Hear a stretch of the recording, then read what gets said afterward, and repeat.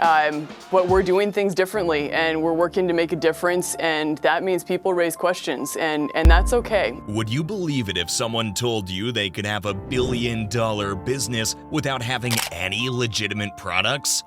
Well, this is the epic story of Theranos and its founder, Elizabeth Holmes.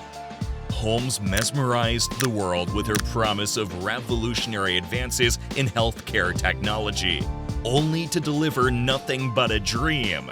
She was even compared to Steve Jobs during her rise and associated with US presidents and celebrities. How on earth did she get away with it for so long to become a billionaire? What drove Elizabeth Holmes' ambition?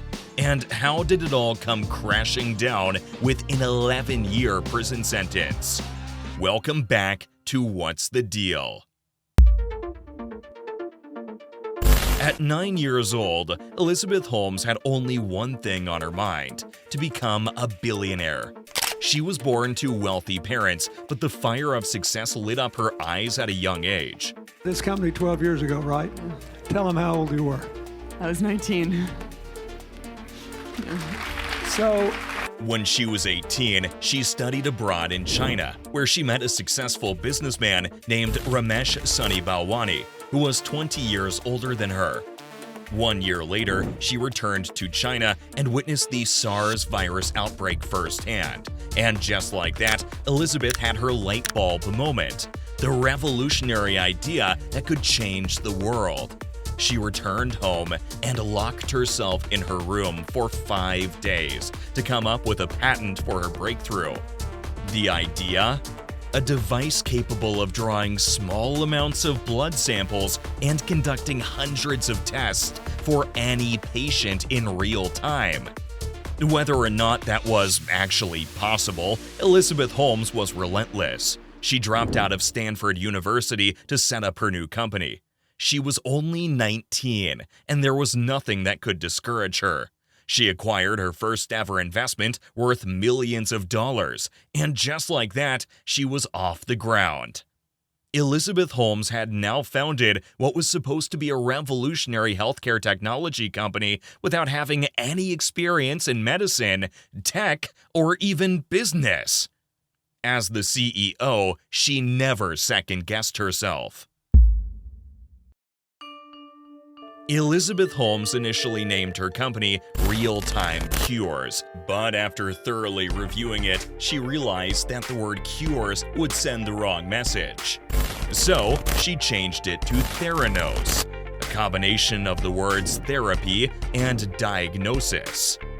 With that, Elizabeth had her idea, her investment, and her company name.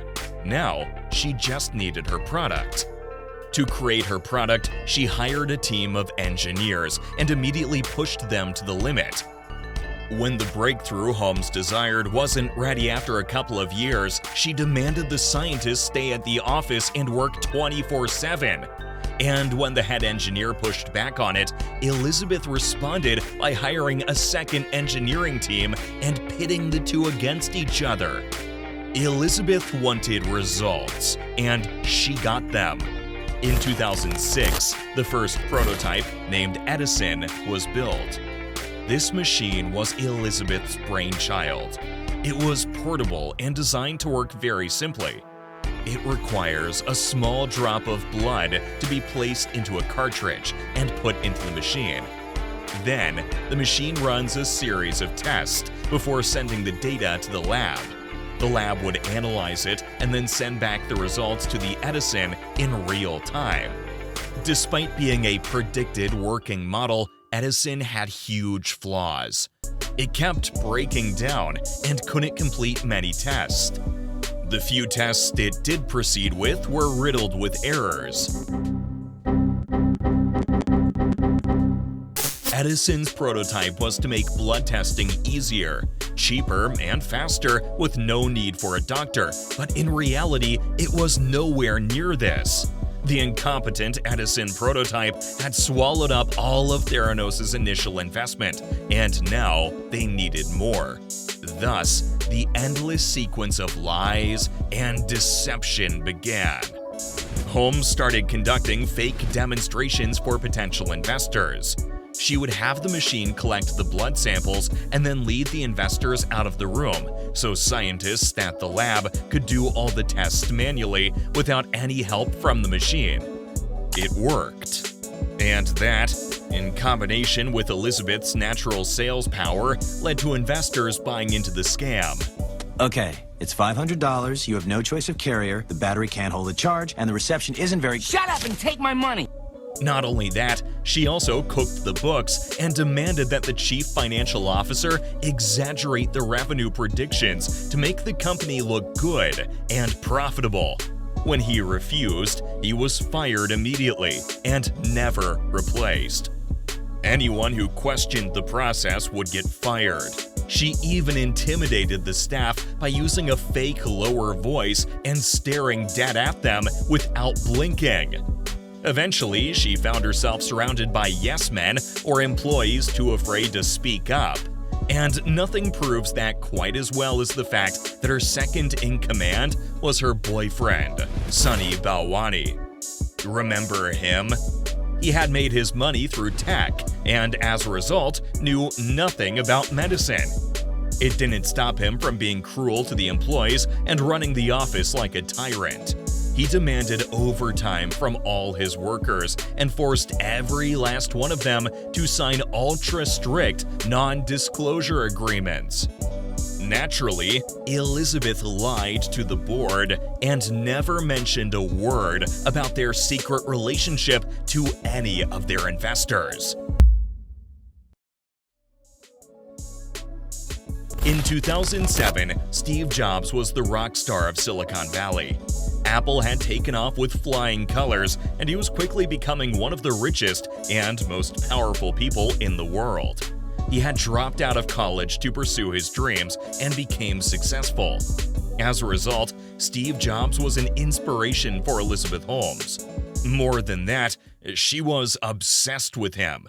She dressed like him, posed for magazine photos like him, and she enjoyed being called the female Steve Jobs. One employee once found a newspaper cutout of her being called exactly that lying on her table. Her idolization of Steve Jobs went beyond image to even business strategies. When she discovered that Steve scheduled his marketing meetings on Wednesdays, she started doing the same, and with the same marketing firm too.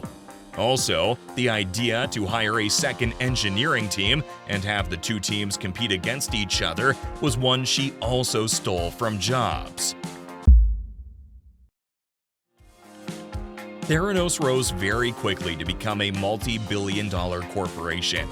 Elizabeth and Sunny had stocked the board with high-value, reputable personnel, which even included the former U.S. Secretary of State, Henry Kissinger. These big names drew significant investments from the Walmart brothers, Rupert Murdoch, Partner Fund, and so on, which raised Elizabeth Holmes' net worth to $5 billion. However, everything would soon come crashing down. In 2010, Theranos struck a deal with Walgreens and Safeway to supply their machine to Walgreens and Safeway stores nationwide. The only problem, however, was the fact that the machines still couldn't do what Elizabeth said they could. So we have never used commercially available lab equipment for fingerstick-based tests. Okay. Every fingerstick test that we have ever done uses proprietary Theranos technology that is not commercially available. So, to cover up the initial lie of promising investors a world-changing machine, they now had to come up with a world-changing lie. Elizabeth would secretly commission lots and lots of mobile mini-labs that blood samples would be transferred to via FedEx trucks to the nearest possible mini-lab, and the tests would then be conducted using third-party equipment before the results are transferred back to the machines. This lie, however, was unsustainable on such a large scale. There were cracks in the process, and people could see it. Tests that were initially slated to take only a couple of hours were taking days, and eyebrows were getting raised. The Wall Street Journal started an investigation eliciting information from current and former Theranos staff who were more than happy to snitch anonymously. Elizabeth and Sonny threatened lawsuits against everyone and did all they could to stop that article from being published, but to no avail. On October 15, 2015, it all went downhill. Before Elizabeth and Sonny could properly respond, the FDA turned up for a surprise inspection. They found out that the Theranos machine could only do 12 out of the over 200 tests they said it could. And of those 12, none of them were correct or consistent. Following that, all of Theranos' investors sued the company for millions of dollars. Theranos was liquidated, and Elizabeth lost her company. She also lost her freedom during criminal investigations, as she was found guilty on several counts and sentenced to 11 years in prison. The Theranos story is one of the most spectacular and unconventional falls from grace the world has ever seen. Elizabeth Holmes went from being an inspiration to women all over the world to being a convicted criminal. Her misguided ambition was only fueled by Silicon Valley's blindness.